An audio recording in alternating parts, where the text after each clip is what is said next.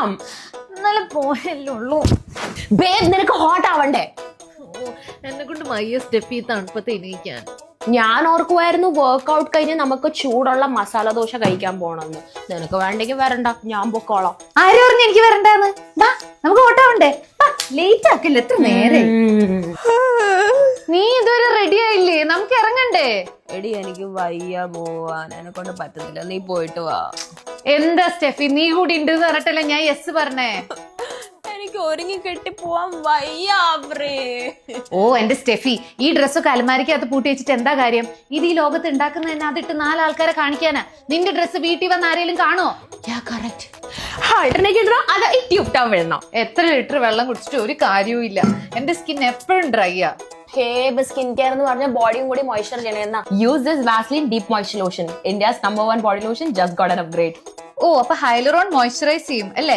Yes, and ceramides which lock in the moisture. അപ്പൊ 10x moisturisation അല്ലേ? And the best part is കണ്ടോ, it's lightweight and non-sticky. ശരിയാ. അല്ല നമ്മളെപ്പോഴാ പാർട്ടിക്ക് പോണേ? നമ്മൾ 1 മണിക്കൂർ മുമ്പ് ഇറങ്ങണ്ടായിരുന്നു, പക്ഷെ നമ്മളില്ലാതെ പാർട്ടി സ്റ്റാർട്ട് ആവത്തില്ലല്ലോ. കറക്റ്റ്. മാത്രല്ല ഇപ്പൊ വാസ്ലിൻ ബോഡി ലോഷൻ ഉള്ളതുകൊണ്ട് നമ്മുടെ എൻട്രി സ്മൂത്ത് ആയിരിക്കും. ഞാനും നിങ്ങളിൽ പല ആളുകളെയും പോലെ തന്നെ ഫോളോ ചെയ്യുന്ന 2 ക്രിയേറ്റേഴ്സാണ്. അവരുടെ വീഡിയോസൊക്കെ വളരെയധികം ഇഷ്ടമാണ്. ഇന്നത്തെ ഒരു ടോപ്പിക്കിൽ അവരെ നമ്മൾ ബോധപൂർവം അങ്ങോട്ട് എടുത്തിട്ടതല്ല. ഈ ഒരു കാര്യം പ്രസൻറ്റ് ചെയ്യാനായിട്ട് ഏറ്റവും ആപ്റ്റായിട്ട് ഞാൻ റീസെൻ്റ്ലി കണ്ട ഒരു റീൽ ഇതാണ്. ഈ കഴിഞ്ഞ ദിവസം എനിക്ക് പ്രിയപ്പെട്ട, ഞാൻ സ്ഥിരമായിട്ട് വീഡിയോസ് കാണുന്ന ഉണ്ണി വ്ളോഗ്സിൻ്റെ ഒരു വീഡിയോയിൽ ഒരു കാര്യം പറയുന്നത് കേട്ടു. ഫെമിനിസവുമായി ബന്ധപ്പെട്ട് അദ്ദേഹം ഒരു സീരീസ് സ്റ്റാർട്ട് ചെയ്യാൻ വേണ്ടി പോകുന്നു. അതുമായി ബന്ധപ്പെട്ട് 1-2 വീഡിയോസൊക്കെ അദ്ദേഹം ചെയ്തിട്ടുണ്ട്. ആ ഒരു സമയത്ത് ഞാനിങ്ങനെ ആലോചിച്ച ഒരു കാര്യമാണ് ഫെമിനിസം. നമ്മൾ പല ആളുകളും പല ആവർത്തി പറഞ്ഞിട്ടുണ്ട്. ഈ ഫെമിനിസ്റ്റ് ആശയങ്ങളോട് നല്ല രീതിയിൽ ഈ ഒരു കാലഘട്ടം വരെ അനുഭവം പുലർത്തിക്കൊണ്ടിരുന്ന ഒരു വ്യക്തിയാണ് ഞാൻ. ആ ഒരു രീതിയിൽ തന്നെ മുന്നോട്ടേക്ക് പോകുന്ന ഒരാളുമാണ്. പക്ഷേ ഈ ഒരു സമയത്ത്, ഈ ഒരു കാലത്ത് ഞാൻ പറഞ്ഞിരുന്ന അല്ലെങ്കിൽ ഞാൻ സപ്പോർട്ട് ചെയ്തിരുന്ന ഫെമിനിസം എന്ന് പറയുന്ന ഒരു ആശയവുമായി ബന്ധപ്പെട്ട് ചില അൺലേണിംഗ് പ്രോസസ്സിലൂടെ, ഒരു സീരീസ് പോലെ ഒന്നും ആക്കാനായിട്ട് പറ്റിയില്ല എന്നുണ്ടെങ്കിലും ഒരു അൺലേണിംഗ് പ്രോസസ്സിൽ കൂടെ കടന്നു പോകാനായിട്ട് ആഗ്രഹിക്കുകയാണ്. ഏത് ഇസമാണെങ്കിലും, എന്ത് ആശയമാണെന്നുണ്ടെങ്കിലും, എന്ത് മൂവ്മെൻ്റ് ആണെങ്കിലും ഒരു കാലം അങ്ങോട്ട് കഴിയുമ്പോഴത്തേക്ക് അതിലുള്ള ആളുകൾ സ്വയം വിമർശനത്തിന് വിധേയരാവേണ്ടതുണ്ട്. അല്ല എന്നുണ്ടെങ്കിൽ പുറത്തു നിന്നുള്ള വിമർശനങ്ങൾ കാര്യമായിട്ട് കേൾക്കേണ്ടതുണ്ട്. അല്ല എന്നുണ്ടെങ്കിൽ ഇതൊരു മതം പോലെ അങ്ങോട്ട് ആയിപ്പോവും. എല്ലാത്തിൻ്റെയും പ്രശ്നം അങ്ങനെയാണ്.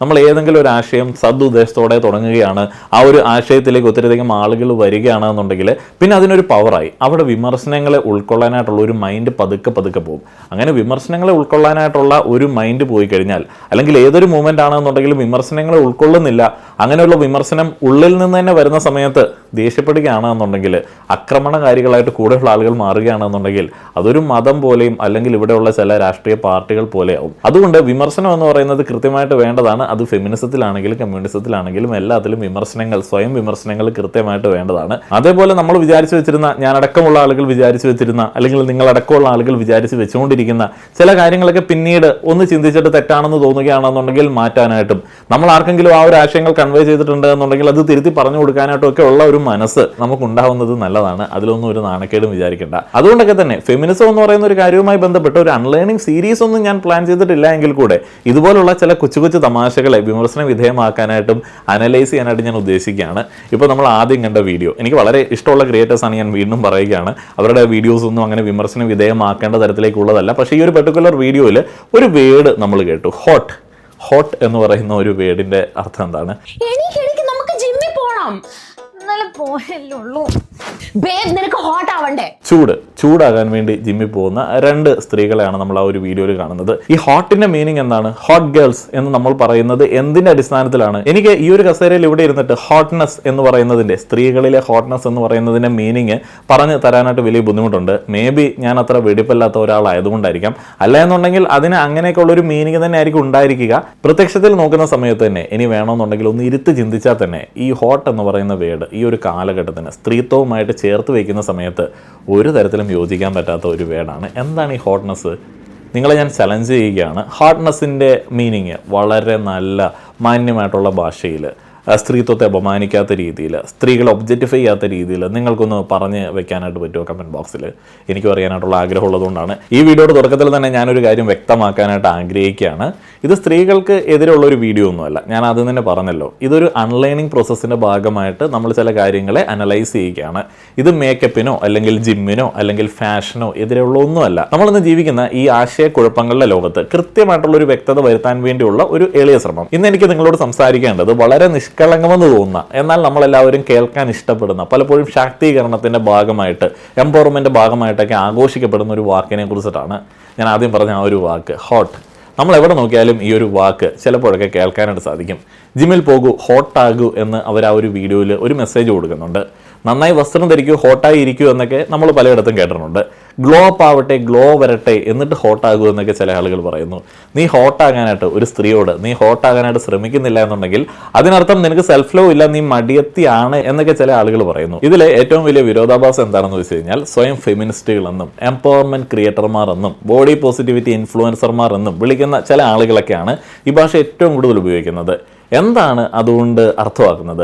വളരെ അസ്വസ്ഥത ഉണ്ടാക്കുന്ന ഒരു ചോദ്യം എനിക്ക് നിങ്ങളോട് ചോദിക്കാനുണ്ട്. ചിലപ്പോൾ നിങ്ങൾക്ക് അസ്വസ്ഥത തോന്നും, അത് ഇതിന്റെ ഭാഗമാണ്. ഇന്നും സ്ത്രീകൾ രാവിലെ എഴുന്നേൽക്കുന്നതും ജിമ്മിൽ പോകുന്നതും ഒരുങ്ങുന്നതും തങ്ങളുടെ ശരീരത്തെ കഠിനമായിട്ടുള്ള അച്ചടക്കത്തിന് വിധേയമാക്കുന്നതും മറ്റൊരാളുടെ കാഴ്ചയിലുള്ള അംഗീകാരത്തിന് വേണ്ടിയാണ് എന്നുണ്ടെങ്കിൽ, വിഷ്വൽ അപ്രൂവലിന് വേണ്ടിയാണ് എന്നുണ്ടെങ്കിൽ, പിന്നെ ഇവിടെ ശരിക്കും എന്താണ് മാറിയത്? എന്തെങ്കിലും മാറ്റം ഇവിടെ സംഭവിച്ചിട്ടുണ്ടോ? ഞാൻ ആദ്യം പറഞ്ഞ ഒരു വേർഡ് ഹോട്ട്, അത് സ്ത്രീത്വവുമായിട്ട് കണക്ട് ചെയ്യുന്ന സമയത്ത് എന്താണ് അതിന്റെ അർത്ഥം എന്നുള്ളത് ഒന്ന് നോക്കാൻ വേണ്ടി പോവുകയാണ്. നമുക്കിതിൽ നിന്ന് വികാരങ്ങൾ അങ്ങോട്ട് മാറ്റി നിർത്താം. പകരം സൈക്കോളജിയും ഭാഷാശാസ്ത്രമൊക്കെ ഉപയോഗിച്ചിട്ട് ഇതിനെ ഒന്ന് വിശകലനം ചെയ്യാം. ഓർക്കുക, ഹോട്ട് എന്നത് ഒരു ആരോഗ്യപരമായിട്ടുള്ള പദമല്ല, ഒരു ഹെൽത്ത് ടേം അല്ല, അതൊരു മെഡിക്കൽ ടേം അല്ല. അതുകൊണ്ട് ശരീരത്തിന് എന്തെങ്കിലും ഗുണമുണ്ടോ എന്ന് ചോദിച്ചു കഴിഞ്ഞാൽ അതൊരു ഫങ്ഷണൽ ടേമും അല്ല. പിന്നെന്താണ് ഹോട്ട്? അതൊരു റിലേഷണൽ ലേബലാണ്. അതായത് മറ്റൊരാളുമായി ബന്ധപ്പെട്ട് മാത്രം നിലനിൽക്കുന്ന ഒന്നാണ് ആ പദം. നിങ്ങൾക്ക് ഒരു മുറിക്കുള്ളിൽ ഒറ്റയ്ക്ക് ഇരുന്നിട്ട് ഹോട്ടാകാൻ കഴിയില്ല. ഫാൻ ഓഫ് ചെയ്തിട്ട് നല്ല ചൂടുള്ള സമയത്താണെങ്കിൽ ഹോട്ടാകാൻ പറ്റുമെന്നൊക്കെ വിചാരിച്ചാലും ഈ ഒരു വീഡിയോയിൽ, ഈ ഒരു റീലിൽ പറഞ്ഞ ആ ഒരു ഹോട്ടാകാനായിട്ട് നിങ്ങൾക്ക് കഴിയത്തില്ല. നിങ്ങൾ മറ്റൊരാൾക്ക് വേണ്ടിയാണ് ഹോട്ടാകുന്നത്, അല്ലെങ്കിൽ മറ്റൊരാളുടെ കണ്ണുകളിലാണ് ആ ഒരു ഹോട്ട്നെസ് നിലനിൽക്കുന്നത്. സൈക്കോളജി ഇതിനെ വിളിക്കുന്നത് എക്സ്റ്റേണൽ വാലിഡേഷൻ എന്നാണ്. അതായത് പുറത്തുള്ള ഒരാൾ നിങ്ങളെ നോക്കി നൽകുന്ന ഒരു വില. അതുകൊണ്ട് ഒരു ഇൻസ്റ്റഗ്രാം റീൽ കാണുമ്പോൾ, ജിമ്മിൽ പോയി ഹോട്ടാകാമെന്ന് കേൾക്കുമ്പോൾ നിങ്ങളൊന്ന് ചിന്തിക്കുക. അവിടെ ലക്ഷ്യം വെക്കുന്നത് സാധാരണയായിട്ട് ജിമ്മിൽ പോകുന്നതിൻ്റെ ലക്ഷ്യങ്ങളൊന്നുമല്ല. നിങ്ങളുടെ ഹൃദയത്തിൻ്റെ ആരോഗ്യം അവിടെ ലക്ഷ്യം വെക്കുന്നില്ല, നിങ്ങളുടെ ശാരീരികമായിട്ടുള്ള കരുത്ത് ലക്ഷ്യം വെക്കുന്നില്ല, മനക്കരുത്ത് അഥവാ മെൻ്റൽ റെസീലിയൻസ് ലക്ഷ്യം വെക്കുന്നില്ല, അല്ലെങ്കിൽ നിങ്ങളുടെ ശരീരത്തിൻ്റെ ചലനശേഷി കൂടുതൽ മികച്ചതാക്കാൻ വേണ്ടിയുള്ള ലക്ഷ്യമൊന്നുമില്ല. പകരം അത് നിങ്ങളുടെ ശരീരം മറ്റുള്ളവർ എങ്ങനെ കാണുന്നു എന്നതിനെ കുറിച്ചിട്ട് മാത്രമാണ് ചിന്തിക്കുന്നത്. ഇതാണ് നമ്മൾ പലപ്പോഴും മറച്ചു വെക്കാൻ ശ്രമിക്കുന്ന ആദ്യത്തെ ഒരു സത്യം. പഴയൊരു സിദ്ധാന്തമുണ്ട്, അതുമായി ബന്ധപ്പെട്ട് പല വീഡിയോസും നമ്മൾ ചെയ്തിട്ടുണ്ട്. പല വീഡിയോസിലും ഞാൻ അതിനെ കുറിച്ചിട്ട് പറഞ്ഞിട്ടുണ്ട്. മെയിൽ ഗെയ്സ്, പുരുഷന്മാരുടെ സന്തോഷത്തിന് വേണ്ടി സ്ത്രീകളെ രൂപമാറ്റം വരുത്തുന്ന ആ ഒരു പരിപാടി, അല്ലെങ്കിൽ സ്ത്രീകൾ തങ്ങളുടെ രൂപം പുരുഷന്മാരെ തൃപ്തിപ്പെടുത്താൻ വേണ്ടി മാറ്റുന്നു. സിനിമയിലൊക്കെ നമുക്കത് കാണാനായിട്ട് പറ്റും. ഐറ്റം ഡാൻസ് നമ്പറുകൾ എന്നൊക്കെ വിളിക്കുന്ന കലാരൂപങ്ങളെയൊക്കെ ആളുകൾ എതിർക്കുന്ന സമയത്ത് കൂടുതലായി പറയുന്ന ഒരു വേർഡാണ് ഈ മെയിൽ ഗേസ്. പുരുഷൻ നോക്കുന്നു, സ്ത്രീ നോക്കപ്പെടുന്നു. എന്നാൽ ഇതിന്റെ മോഡേൺ വേർഷൻ കുറച്ചുകൂടി അപകടകരമാണ്. ഇന്ന് സ്ത്രീകൾ തന്നെ പറയുകയാണ് തങ്ങൾക്ക് ഹോട്ട് ആകണമെന്ന്. അവർ പറയുന്നു അത് തങ്ങൾക്ക് വേണ്ടി മാത്രമാണെന്ന്. പുരുഷൻ അത് ആവശ്യപ്പെടേണ്ടി പോലും വരുന്നില്ല, കാരണം ചിന്താഗതി നമ്മൾ ഉള്ളിലേക്ക് അങ്ങോട്ട് എടുത്തു കഴിഞ്ഞു. സൈക്കോളജി ഇതിനെ പറയുന്നത് ഇന്റേണലൈസ്ഡ് ഒബ്ജക്റ്റിഫിക്കേഷൻ എന്നാണ്. ഈ കഴിഞ്ഞ ദിവസവും ഞാൻ ഈ ഒബ്ജക്റ്റിഫിക്കേഷനെ കുറിച്ചിട്ട് കൃത്യമായി പറഞ്ഞിരുന്നു. അപ്പോഴൊക്കെ പല ആളുകളും പറഞ്ഞു ഇത് വളരെ അപകടകരമായിട്ടുള്ളൊരു ടോപ്പിക്കാണ്, ഇതിനെ വിമർശിക്കുക എന്ന് പറയുമ്പോൾ നിങ്ങളുടെ സബ്സ്ക്രൈബേഴ്സ് പോവും. ഞാൻ പറഞ്ഞല്ലോ, നമ്മൾ വിമർശനങ്ങൾ, സ്വയം വിമർശനങ്ങൾക്ക് വിധേയമായില്ല എന്നുണ്ടെങ്കിൽ ഇതൊരു മതം പോലെ ആയിപ്പോവും. എന്നിട്ട് നിങ്ങൾക്ക് അസ്വസ്ഥത തോന്നുകയാണെന്നുണ്ടെങ്കിൽ ഞാൻ മാതാപിതാക്കളോടൊക്കെ ഒരു കാര്യം പറയുകയാണ്. നമ്മളൊക്കെ മാതാപിതാക്കളൊക്കെ ആവാൻ പ്രായമുള്ള ആളുകളാകുമ്പോഴത്തേന് കുറച്ചും കൂടെ ഉത്തരവാദിത്തങ്ങൾ നമ്മൾ എടുക്കണം. അതേപോലെ തന്നെ സ്വയം വിമർശനങ്ങൾക്ക് നമ്മൾ വിധേയമാവേണ്ടത് അത്യാവശ്യമൊക്കെയാണ് കേട്ടോ. ഒന്ന് ആലോചിച്ച് നോക്കുക, നിങ്ങളുടെ കുട്ടി, നിങ്ങളുടെ ഒരു പെൺകുട്ടി നിങ്ങളോട് പറയുകയാണ്, അമ്മ, അച്ഛ എനിക്ക് ജിമ്മിൽ പോകണം, എൻ്റെ ഫിറ്റ്നസ്സൊക്കെ ഒന്ന് മെയിൻറ്റെയിൻ ചെയ്യണം, എൻ്റെ ബോഡി പോസ്റ്ററൊക്കെ ഒന്ന് റെഡിയാക്കണം. നിങ്ങൾക്ക് എന്തെങ്കിലും തോന്നുന്നു? ഒരു കുഴപ്പമില്ല. അവൾ അവളുടെ സ്വന്തം ശരീരത്തെക്കുറിച്ചിട്ട് ചിന്തിക്കുന്നുണ്ട്. അവൾക്ക് ജീവിതത്തിലൊരു ഓർഡർ ഉണ്ട് എന്ന് നിങ്ങൾക്ക് മനസ്സിലാവും. അതേപോലെ തന്നെ ആ കുട്ടി വേറൊരു രീതിയിലാണ് നിങ്ങളോട് പറയുന്നതെന്ന് വിചാരിക്കുക. അമ്മ എനിക്ക് ജിമ്മിൽ പോകണം, ഞാനൊട്ട് ഹോട്ടല്ല എന്നുള്ളത് കൂട്ടുകാരൊക്കെ പറയുന്നു, ഹോട്ടാകാൻ വേണ്ടി ജിമ്മിൽ പോവുകയാണ്. ഇത് രണ്ടും ഒന്ന് വിലയിരുത്തി നോക്കിക്കേ, ഏതിനോടാണ് നിങ്ങൾക്ക് റെസ്പെക്റ്റ് തോന്നുക? ആദ്യമുള്ള ഒരു ഡിസിഷനോടാണ്. മേ ബി അവളുടെ ആരോഗ്യത്തെയൊക്കെ സംരക്ഷിച്ച് അവളുടെ ബോഡി പോസ്റ്ററൊക്കെ റെഡിയാക്കി അവൾ ജിമ്മിലൊക്കെ പോകുന്ന സമയത്ത് ഈ പറയുന്ന ഹോട്ടൊക്കെ ആകുമായിരിക്കും. പക്ഷെ അവളുടെ പ്രയോറിറ്റി ഹോട്ടാവുക എന്നുള്ളതല്ല. അവൾ സെൽഫ് ലവിന് വേണ്ടി, അവൾ സ്വന്തം ശരീരത്തിന് വേണ്ടിയാണ് അങ്ങനെയുള്ള കാര്യങ്ങൾ ചെയ്യുന്നത്. എന്നാൽ രണ്ടാമത്തേതിൽ അങ്ങനെയല്ല. രണ്ടാമത്തേതിൽ ഹോട്ടാകാൻ വേണ്ടി മാത്രമാണ് ജിമ്മിൽ പോകുന്നത്. അപ്പോൾ ഈ രണ്ടാളുകളും അവരുടെ പേഴ്സണാലിറ്റി എങ്ങനെയാണ് നോക്കിക്കാണുന്നത് എന്നുള്ളത് നിങ്ങൾ വിചാരിക്കുക. ഒരു പെൺകുട്ടി സ്വന്തം ഇഷ്ടപ്രകാരം, സ്വന്തം തീരുമാനങ്ങളുടെ അടിസ്ഥാനത്തിൽ, സ്വന്തം ശരീരത്തിന് വേണ്ടി സ്വന്തമായിട്ടൊരു തീരുമാനം എടുക്കുകയാണ്. രണ്ടാമത്തെ കേസിൽ ഒരു പെൺകുട്ടി ബാക്കിയുള്ള ആളുകളുടെ വിലയിരുത്തലുകളുടെ അടിസ്ഥാനത്തിൽ ആ ഒരു വിലയിരുത്തലുകൾ ഒന്ന് മാറ്റാൻ വേണ്ടി മറ്റുള്ള ആളുകൾക്ക് വേണ്ടി ഒരു കാര്യം ചെയ്യുകയാണ്. ഇതിൽ ആരെയാണ് നമ്മൾ ഏറ്റവും കൂടുതൽ ഒരു പേഴ്സണാലിറ്റി ഉള്ള ആളായിട്ട് കൺസിഡർ ചെയ്യുന്നത്? ഇവിടെ നിങ്ങൾ ഉറപ്പായിട്ടും ആദ്യത്തെ പെൺകുട്ടിയായിരിക്കും നിങ്ങൾ പേഴ്സണാലിറ്റി ഉള്ള ഒരാളായിട്ട് കൺസിഡർ ചെയ്യുന്നത്. അപ്പോൾ അങ്ങനെയുള്ള പേഴ്സണാലിറ്റി ഉള്ള ആളുകളായിട്ട് നമ്മുടെ ടീനേജേഴ്സിനെയും യങ്സ്റ്റേഴ്സിനെയും ഒക്കെ മാറ്റിയെടുക്കേണ്ടതിന് വേണ്ടിയാണ് ഞാൻ ഇതുപോലുള്ളൊരു അൺലേണിംഗ് സീരീസിനെ കുറിച്ചിട്ട് പ്ലാൻ ചെയ്തത്. ഒന്ന് ആലോചിച്ച് നോക്കി, ആദ്യത്തെ റീലിൽ എന്ത് ഗാർബേജാണ് കൊണ്ടുവന്ന് തള്ളിയിട്ട് പോയത്. പിന്നെയും ചങ്കരൻ തെങ്ങൽ എന്ന് പറഞ്ഞതുപോലെ തന്നെ പെൺകുട്ടികൾ ഒരുങ്ങിക്കെട്ടി മിടുക്കി കുട്ടികളായിട്ട് പൂക്കി കളിച്ച് നടക്കാൻ വേണ്ടി പോകുന്ന ഒരു രീതിയിലേക്ക് നമ്മൾ ഈ പറയുന്ന എംപവർമെൻറ്റിനെ കൊണ്ട് ഒതുക്കി കഴിഞ്ഞാൽ അതിനുള്ള സ്വാതന്ത്ര്യം, ഞങ്ങൾക്ക് നല്ല രീതിയിലേക്ക് ഒരുങ്ങി, ഞങ്ങൾക്ക് നല്ല പൂക്കേക്ക് കളിച്ച് ബാക്കിയുള്ള ആളുകളുടെ വിലയിരുത്തലുകളുടെ അടിസ്ഥാനത്തിൽ അവർക്ക് ഇഷ്ടപ്പെടുന്ന രീതിയിലേക്ക് മാറി അപ്രിസിയേഷനൊക്കെ വാങ്ങി ആളുകൾ തങ്ങളെ ആഗ്രഹിച്ച് മുന്നോട്ടേക്ക് പോകാനായിട്ടുള്ള സ്വാതന്ത്ര്യമാണ് ഞങ്ങളുടെ എംപവർമെൻ്റ് എന്ന് പറയുന്നത് പോലെ ഇരിക്കും നമ്മൾ ഈ പറയുന്ന ചില കാര്യങ്ങളെക്കുറിച്ചിട്ട് ചിന്തിക്കാതിരുന്നു കഴിഞ്ഞാൽ. ഇനി ഹോട്ടിൻ്റെ ബാക്കി കാര്യങ്ങളിലേക്ക് ഹോട്ടായിട്ട് അങ്ങോട്ട് കിടക്കാം. ചില ആളുകളൊക്കെ ഇപ്പോൾ തന്നെ ഇങ്ങനെ ചോര ഹോട്ടായിട്ട് രണ്ടെണ്ണം പറയാൻ വേണ്ടി റെഡിയായിട്ട് നിൽപ്പുണ്ടായിരിക്കും. അങ്ങനെയുള്ള ആളുകൾക്ക് കമൻറ്റ് ബോക്സിൽ നിങ്ങളുടെ ആർഗ്യുമെൻറ്റുകൾ നിരത്താവുന്നതാണ്. തിരിച്ച് നമ്മൾ ആ ഒരു മെയിൽ ഗേസിലേക്ക്, ഇൻറ്റേർണലൈസ്ഡ് ഒബ്ജക്റ്റിഫിക്കേഷനിലേക്ക് വന്നു കഴിഞ്ഞാൽ അവിടെ നിങ്ങളെ നോക്കാനായിട്ട് പുരുഷന്മാരുണ്ടായിരുന്നു. പുരുഷൻ നോക്കാൻ വേണ്ടിയാണ് നിങ്ങൾ അങ്ങനെയുള്ള കാര്യങ്ങൾ ചെയ്തുകൊണ്ടിരുന്നത്. എന്നാൽ ഇന്ന് നിങ്ങളെ നോക്കാനായിട്ട് അവിടെ ഒരു പുരുഷൻ വേണമെന്ന് തന്നെ ഇല്ല. നിങ്ങൾ ആ ഒരു നോട്ടം നിങ്ങളുടെ ഉള്ളിൽ തന്നെ അങ്ങോട്ട് പ്രതിഷ്ഠിച്ച് വെച്ചിരിക്കുകയാണ്. സ്ത്രീകൾ തന്നെ സ്ത്രീകളെ ഒബ്ജക്റ്റിഫൈ ചെയ്യുന്ന ഒരു സാഹചര്യം. ഓരോ നിമിഷവും നിങ്ങൾ നിങ്ങളോട് തന്നെ ചോദിക്കുകയാണ്, ഞാൻ ആകർഷകമാണോ? ആളുകൾ എന്നെ ശ്രദ്ധിക്കുന്നുണ്ടോ? മറ്റുള്ളവരുടെ മുൻപിൽ കാണിക്കാൻ കൊള്ളാവുന്ന ഒരു ബോഡി ഫിഗർ എനിക്കുണ്ടോ? അതേപോലെ തന്നെ സ്വയം ചോദിക്കുകയാണ്, കൂട്ടുകാരികളോടും ചോദിക്കുകയാണ്, ഞാൻ ഹോട്ടാണോ എന്നുള്ളത്. ഇതിനെ നമുക്ക് സ്വാതന്ത്ര്യം എന്ന് വിളിക്കാൻ പറ്റുമോ? ഇല്ല, ഒരിക്കലും ഇല്ല. ഇതൊരു സ്വയം നിരീക്ഷണമാണ്, സെൽഫ് സർവൈലൻസ് എന്ന് നമ്മൾ പറയും. ജയിലിലെ കാവൽക്കാരൻ പുറത്ത് നിന്ന് നമ്മുടെ തലയ്ക്കുള്ളിലേക്ക് താമസം മാറ്റിയിരിക്കുന്നു എന്നുള്ളൊരു വ്യത്യാസം മാത്രമേ ഇതിനകത്തുള്ളൂ. നമ്മളിപ്പോഴും ആ ഒരു കേജിൽ തന്നെയാണ്. നമുക്ക് കാര്യങ്ങൾ വളരെ വ്യക്തമായിട്ട് പറയാം, വളരെ ക്ലിയർ ആയിട്ട് ഓപ്പൺ ആയിട്ട് അങ്ങോട്ട് പറയാം. ആളുകൾ ജിമ്മിൽ പോകുന്നതിന് പ്രധാനമായിട്ട് 2 കാരണങ്ങളാണ് ഉള്ളത്. ഒന്നാമത്തേത് ഫങ്ഷൻ ബേസ്ഡ് ഫിറ്റ്നസ് ആണ്. ഇതാണ് ശരിയായിട്ടുള്ള ആരോഗ്യം എന്ന് പറയുന്നത്. ഇവിടെ പ്രധാനമായിട്ടും ലക്ഷ്യം വയ്ക്കുന്നത് ഒന്ന് കരുത്ത്, സ്ട്രെങ്ത്, സ്ഥിരത, എൻഡ്യൂറൻസ് എന്ന് പറയുന്ന ഒരു കാര്യം, ബാലൻസ്, ബോഡി ബാലൻസ്, അതേപോലെ തന്നെ ദീർഘായുസ്സുമായി ബന്ധപ്പെട്ട് ഉള്ള ഒരു ആഗ്രഹപ്രകാരമൊക്കെ നമ്മൾ ജിമ്മിൽ വർക്കൗട്ട് ചെയ്യാറുണ്ട്. നമ്മുടെ ആയുസ് കൂടും ചിട്ടയായിട്ടുള്ള വ്യായാമത്തിലൂടെ എന്നൊക്കെയാണ് പറയുന്നത്. പിന്നെ നമ്മുടെ നാഡീവ്യൂഹത്തിൻ്റെയൊക്കെ ഒരു ക്രമീകരണമൊക്കെ ഇതിലൂടെ മെച്ചപ്പെടുത്താനായിട്ട് സാധിക്കും. ഈ രീതിയിൽ ചിന്തിക്കുന്ന ഒരാൾ ചോദിക്കുന്നത് എൻ്റെ ശരീരത്തിന് ആവശ്യമുള്ള കാര്യങ്ങൾ എന്തൊക്കെയാണ്, എൻ്റെ ശരീരത്തിന് ഈ പ്രായത്തിൽ എന്തൊക്കെ ചെയ്യാനായിട്ട് കഴിയും എന്നാണ്. രണ്ടാമത്തേത് അപ്പിയറൻസ് ബേസ്ഡ് ഫിറ്റ്നസ് ആണ്. ശരീരത്തെ മെരുക്കിയെടുക്കാൻ എന്ന് പറഞ്ഞാൽ ഇവിടെ പ്രാധാന്യം നൽകുന്നത് ഇപ്പോൾ നമ്മുടെ ഫ്ലാറ്റായിട്ടുള്ള വയറ്, സമൂഹം അംഗീകരിച്ചിട്ടുള്ള ഇടങ്ങളിലെ വളവുകൾ, തിരിവുകൾ, അഴകളവുകൾ എന്നൊക്കെ നമ്മൾ പറയുന്ന കാര്യങ്ങൾ, കൊഴുപ്പ് എവിടെയൊക്കെ പാടില്ല എന്ന് കർശനമായിട്ടുള്ള നിയമമൊക്കെ നമ്മൾ വെച്ചിട്ടുണ്ട്, അത് പാലിക്കൽ, സ്ത്രീത്വത്തിന് യോജിച്ച രീതിയിൽ മാത്രം മസിലുകൾ വളർത്തൽ. ഇവിടെ ചോദ്യം ഇതാണ്, എൻ്റെ ശരീരം കാണാൻ എങ്ങനെയുണ്ട്? മുന്നത്തേതുപോലെ സ്വന്തം ശരീരത്തിന്റെ ആരോഗ്യത്തെക്കുറിച്ചിട്ടല്ല, എൻ്റെ ശരീരം കാണാൻ എങ്ങനെയുണ്ട് അത് മറ്റുള്ള ആളുടെ വിലയിരുത്തലിന്റെ അടിസ്ഥാനത്തിലാണ്. ഇൻഫ്ലുവൻസർമാർ ജിം ഈസിക്കൽ ഹോട്ട് എന്ന് പറയുമ്പോൾ അവർ പ്രോത്സാഹിപ്പിക്കുന്നത് ആരോഗ്യത്തെയല്ല, മറിച്ച് കാണാൻ ഭംഗിയുള്ള അല്ലെങ്കിൽ ഭംഗിയുണ്ട് എന്ന് ആളുകൾ പറയുന്ന ഒരു വസ്തു ആകാനായിട്ട് നിങ്ങളെ പ്രേരിപ്പിക്കുകയാണ്. നിങ്ങളൊരു ഒബ്ജക്റ്റ് ആയിട്ട് തന്നെയാണ് കൺസിഡർ ചെയ്യുന്നത്. ഇതാണ് ഇന്നത്തെ ജിം കൾച്ചറിൽ നമ്മൾ കാണുന്ന പ്രധാനപ്പെട്ട പ്രശ്നങ്ങളുടെയൊക്കെ ഒരു കാരണം. കണ്ണാടിയിൽ നോക്കി എപ്പോഴും സ്വയം വിലയിരുത്തുന്ന ശീലം, താരതമ്യം ചെയ്യുമ്പോൾ ഉണ്ടാകുന്ന ആ ഒരു ഉത്കണ്ഠ, അച്ചടക്കം എന്ന പേരിൽ നടക്കുന്ന ഭക്ഷണ ക്രമക്കേടുകൾ, ഈറ്റിംഗ് ഡിസോർഡേഴ്സ്, ഇതൊന്നും ശാക്തീകരണമല്ല, മറിച്ച് സൗന്ദര്യത്തിന് വേണ്ടിയുള്ള കീഴടങ്ങലാണ്. ആ ഒരു കീഴടങ്ങലാണ് നിങ്ങളുടെ ആരോഗ്യം നശിപ്പിക്കുന്നത്. ശരിക്കും പറഞ്ഞാൽ പലപ്പോഴും ഇതൊക്കെ ബോഡി പോസിറ്റിവിറ്റി എന്നതിലൊക്കെ പൊതിഞ്ഞുകൊണ്ടൊക്കെ വരാറുണ്ടല്ലോ. ശരിക്കും പറഞ്ഞാൽ ഈ ബോഡി പോസിറ്റിവിറ്റി എവിടെ നിന്നാണ് വന്നത്? അത് വന്നത് ശാരീരിക വെല്ലുവിളികൾ നേരിടുന്ന ആളുകളുടെ ആ ഒരു കാര്യങ്ങളിൽ നിന്നിട്ടാണ്. സമൂഹത്തിൻ്റെ സൗന്ദര്യ സങ്കല്പങ്ങളിൽ ഒതുങ്ങാത്ത ശരീരങ്ങളിൽ നിന്നിട്ടാണ്, പ്രായമായ ആളുകളിൽ നിന്നാണ്. അവർ നൽകിയ സന്ദേശം ഇതായിരുന്നു, നിങ്ങൾക്ക് അന്തസ്സോടെ ജീവിക്കാനായിട്ട് നിങ്ങളുടെ ശരീരത്തിൽ മാറ്റങ്ങൾ വരുത്തേണ്ടതില്ല. അല്ലാതെ ഇന്ന് പറയുന്നത് പോലെയുള്ള ഒരു ബോഡി പോസിറ്റിവിറ്റി അല്ല ശരിക്കും യഥാർത്ഥത്തിൽ ഉദ്ദേശിച്ചത്. എന്നാൽ ഇൻസ്റ്റഗ്രാമിൽ നമ്മൾ കാണുമ്പോൾ ഇതിനെ മൊത്തത്തിൽ ചില സ്ത്രീകളുടെ കൂട്ടായ്മകൾ മാറ്റി എഴുതി വെച്ചിരിക്കുകയാണ്. നിങ്ങളുടെ ശരീരത്തെ സ്നേഹിക്കൂ, പക്ഷെ അതിനെ ഒന്ന് മെച്ചപ്പെടുത്തണം കേട്ടോ. ആത്മവിശ്വാസം വേണം, പക്ഷെ എപ്പോഴും പെർഫെക്റ്റ് ആയിട്ട് ഒരുങ്ങണം കേട്ടോ. സ്വയം അംഗീകരിക്കൂ, പക്ഷേ ആ ഗ്ലോപ്പിന് ശേഷം മാത്രം സ്വയം അംഗീകരിക്കപ്പെടൂ. ഇത് അംഗീകാരമൊന്നുമല്ല, ഇതൊരു കണ്ടീഷനിങ് ആണ്. നീ മറ്റുള്ളവർക്ക് ആകർഷകമാകാൻ കഠിനമായിട്ട് ശ്രമിക്കുന്നുണ്ടെങ്കിൽ മാത്രം നിന്നെ സ്നേഹിക്കാം എന്ന കണ്ടീഷൻ. നമ്മളെ തന്നെ സ്നേഹിക്കാനായിട്ട് ചില കണ്ടീഷൻസ് വെച്ചിരിക്കുകയാണ്. പ്രോപ്പറായിട്ട് ജിമ്മിൽ പോകാൻ പറ്റാത്ത ഒരു സാഹചര്യം ഉണ്ട് എന്നുണ്ടെങ്കിൽ, ആരോഗ്യം കൊണ്ട് പറ്റുന്നില്ല എന്നുണ്ടെങ്കിൽ, വേറെ എന്തെങ്കിലും കാരണങ്ങൾ കൊണ്ട് പറ്റുന്നില്ല എങ്കിൽ കൂടെ പല ആളുകളും സ്വയം അങ്ങോട്ട് വെറുക്കുകയാണ്. ഇതൊക്കെ ഒത്തിരിയധികം പ്രശ്നങ്ങൾ ഉണ്ടാക്കുന്ന ഒരു സംഗതിയാണ്. പലപ്പോഴും നമ്മൾ കേൾക്കാറില്ലേ, ഞങ്ങളുടെ ഡ്രസ്സിൻ്റെ കളക്ഷനൊന്നും കാണാനായിട്ട് ഇവിടെ ഒരു നല്ല സെൻസുള്ള ആളുകൾ പോലും ഇല്ല, അല്ലെങ്കിൽ ഇതൊക്കെ ഞാൻ ഇട്ടിട്ട് ഇത് ആരെ കാണിക്കാനാണ് എന്നൊക്കെ. ഇത്തരം വാക്കുകൾക്ക് പിന്നിലൊരു വിശ്വാസമുണ്ട്. കാണപ്പെടുക, വിസിബിലിറ്റി എന്നാൽ മൂല്യമുണ്ടാക്കുന്ന ഒന്നാണ് എന്ന്. പലപ്പോഴും ഇതിലൂടെ ഇൻഡയറക്റ്റ്ലി പറഞ്ഞു വെക്കുന്നത് ശ്രദ്ധിക്കപ്പെടുക എന്നാൽ നിലനിൽക്കുക എന്നാണ്. നിങ്ങൾ ആരും കാണുന്നില്ലെങ്കിൽ, നിങ്ങൾ ആരും ശ്രദ്ധിക്കുന്നില്ല എന്നുണ്ടെങ്കിൽ നിങ്ങൾക്ക് ഈ ഒരു ലോകത്തിൽ ഒരു പ്രസക്തിയില്ല എന്നൊക്കെ ആളുകൾ പറഞ്ഞു വയ്ക്കാറുണ്ട്. ഇതാണ് ഈ ഒബ്ജക്റ്റിഫിക്കേഷൻ്റെ ലോജിക്ക്. ഒരു മനുഷ്യനെ ഒരു പ്രദർശന വസ്തുവായിട്ട് മാറ്റുന്ന ഒരു ചിന്താഗതി.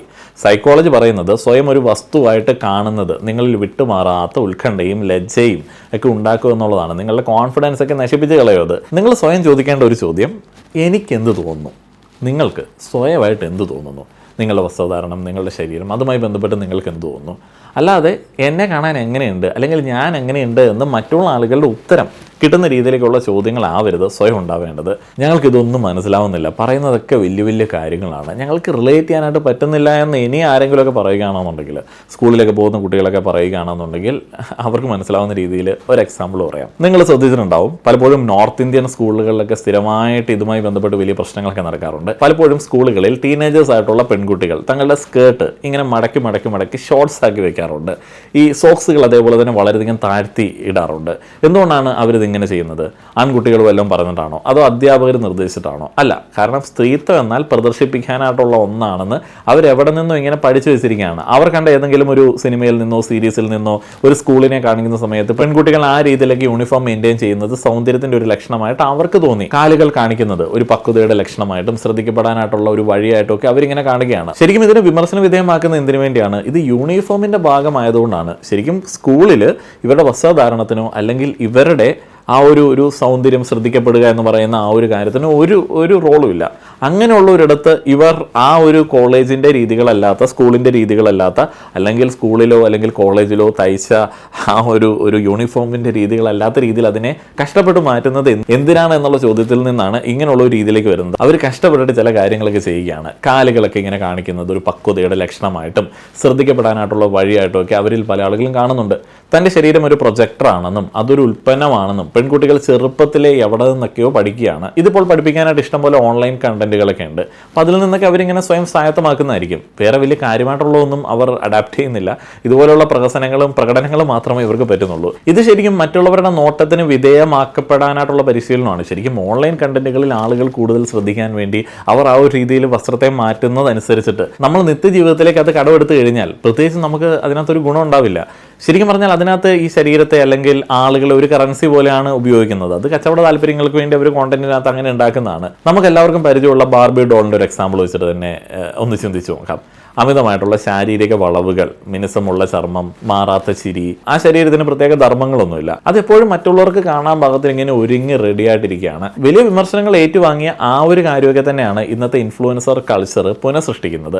പെർഫെക്റ്റ് ആംഗിളുകൾ, എഡിറ്റ് ചെയ്ത ശരീരങ്ങൾ, സെക്ഷുവലൈസ്ഡ് ഇന്നസെൻസ്, ഇതൊക്കെ നൽകുന്ന സന്ദേശം ഇതാണ്: നിങ്ങൾ അലങ്കാരമാവുക. പെൺകുട്ടികളോടാണ്, നിങ്ങൾ അലങ്കാരമാവുക. ഒരിക്കലും അസ്വസ്ഥത ഉണ്ടാക്കുന്നവരാവരുത്. എപ്പോഴും ഇങ്ങനെ ആളുകളെ ഇമ്പ്രസ് ചെയ്യാനായിട്ട് റെഡിയായിട്ട് നിന്നോണം. ഇതൊന്നും ഒരു വിമോചനമൊന്നുമല്ല, മറിച്ച് ലളിതമായ രീതിയിലുള്ള ആണധികാരത്തിൻ്റെ, സോഫ്റ്റ് പാട്രിയാർക്കിയുടെ തുടർച്ച തന്നെയാണ്.